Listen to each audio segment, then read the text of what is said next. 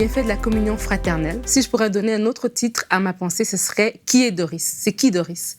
Et vous me demandez de quoi elle parle. Je vais vous raconter une petite anecdote qui m'est arrivée récemment. Mon mari est allé à l'aéroport et en retour, il m'a dit « J'ai rencontré Doris ». Et là, je lui ai demandé « C'est qui Doris ?» Et Doris, c'est notre voisine. La dame qui habite à côté de chez nous s'appelle Doris et je ne connaissais même pas son nom. Mais sûrement qu'elle m'avait déjà dit son nom quand on a déménagé, quand on a acheté cette maison, on s'est présenté et elle m'a dit son nom, mais ça m'a échappé. Mais tous les jours ou toutes les semaines, quand on se rencontre, soit quand je sors de la maison ou quand elle arrive, on se parle. Récemment, on a parlé, elle aimait bien mes vivaces, moi j'aimais bien son gazon, on a échangé. Mais je ne connaissais pas son nom, je n'avais pas pris le temps de lui demander son nom ou de m'en rappeler. Et c'est ça qui se passe à l'église. On connaît des frères et des sœurs, on ne connaît pas leur nom. Bon, on sait que c'est mon frère, on dit « Oh, bonjour mon frère, bonjour ma sœur ». Et des fois, quand on te parle d'un frère ou d'une sœur, il faut qu'on t'explique. Tu sais, la sœur qui s'assoit à la deuxième chaise, tu sais, celle qui a toujours le chapeau, tu sais, le frère. Et c'est comme ça qu'on vit, mais Dieu nous demande d'aller plus loin que ça. Et alors, je vous invite à lire ce verset qui se trouve dans le psaume 133, le verset 1 à 2 qui dit « Voici, ô qu'il est agréable, qu'il est doux, pour des frères de demeurer ensemble. C'est comme l'huile précieuse qui, répandue sur la tête, descend sur la barbe d'Aaron, qui descend sur le bord de ses vêtements. C'est comme la rosée de l'Hermon qui descend sur les montagnes de Sion.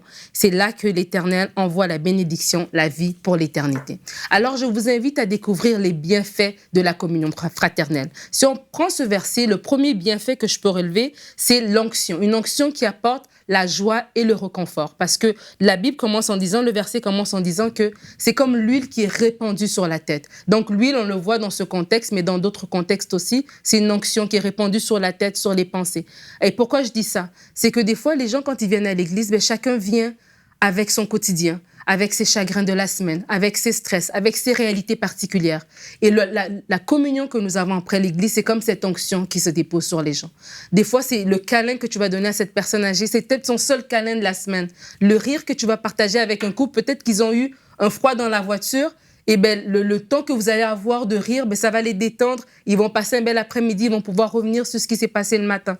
Des fois, rencontrer quelqu'un, moi je me rappelle une fois, il y avait une dame qui venait d'avoir un bébé et elle était stressée, elle se retrouvait, elle était débordée, fatiguée. Et le fait juste d'échanger avec elle, de dire « Ah, tu sais, moi aussi », lui raconter comment s'étaient passées mes maternités, lui dire « Tu sais, c'est normal, il y a des jours où à midi, le repas est prêt, il y a d'autres jours, il est 17h, il n'y a personne qui a pris sa douche encore, c'est normal. » Alors, ça la détend, ça lui fait du bien. Alors, c'est important ces temps-là qu'on a ensemble. Un autre point que je peux relever dans le deuxième point, la Bible dit que, le verset dit que l'huile descend jusqu'au bord des vêtements. Donc, l'huile ne reste pas juste sur le sacrificateur Aaron, mais ça va jusque dans ses vêtements, jusque dans son environnement.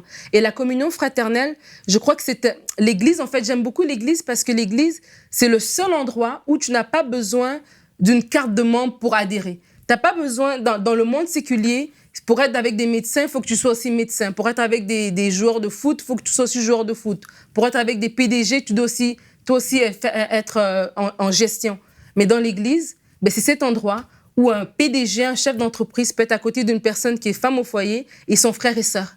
Et ils ont le même Père céleste. Donc, on a accès à des gens que dans le monde de tous les jours, on n'aura pas accès, devant qui on n'aura pas d'audience. Donc, c'est hyper important de comprendre ce miracle-là. Et le réseautage, c'est un bienfait de la communion fraternelle. Tu peux te plaindre que tu n'as pas d'emploi.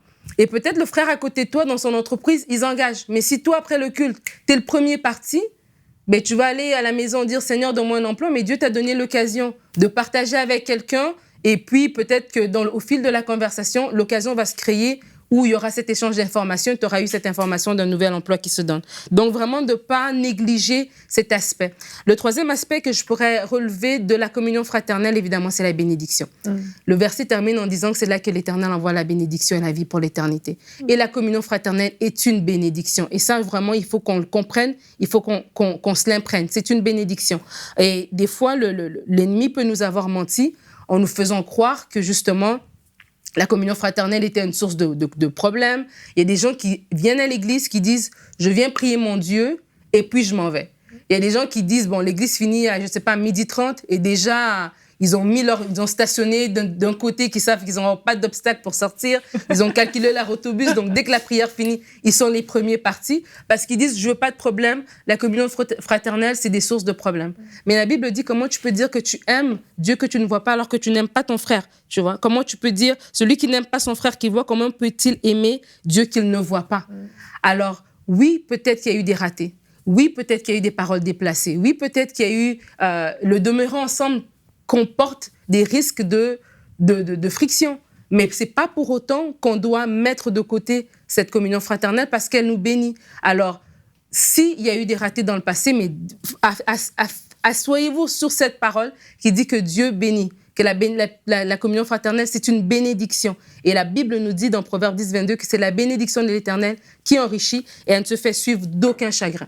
Alors, je vous pose la question, c'est qui Doris? C'est qui la Doris dans votre église? C'est qui la sœur que vous saluez tous les jours, tous les dimanches, mais vous ne connaissez même pas son nom? Vous ne savez même pas où elle habite? C'est qui la Doris dans votre église? Prenez le temps cette semaine, je vous challenge cette semaine, à votre étude biblique, au dimanche après le culte, allez vers un frère et une sœur. Pas seulement ceux que vous connaissez déjà, avec qui vous êtes toujours ensemble après le culte, mais allez vers quelqu'un d'autre que vous ne connaissez pas. Demandez-lui son nom, retenez son nom et développez une communion fraternelle et vous serez bénis. Retrouvez la suite de ce programme dans l'émission Bonjour chez vous sur EMCI TV.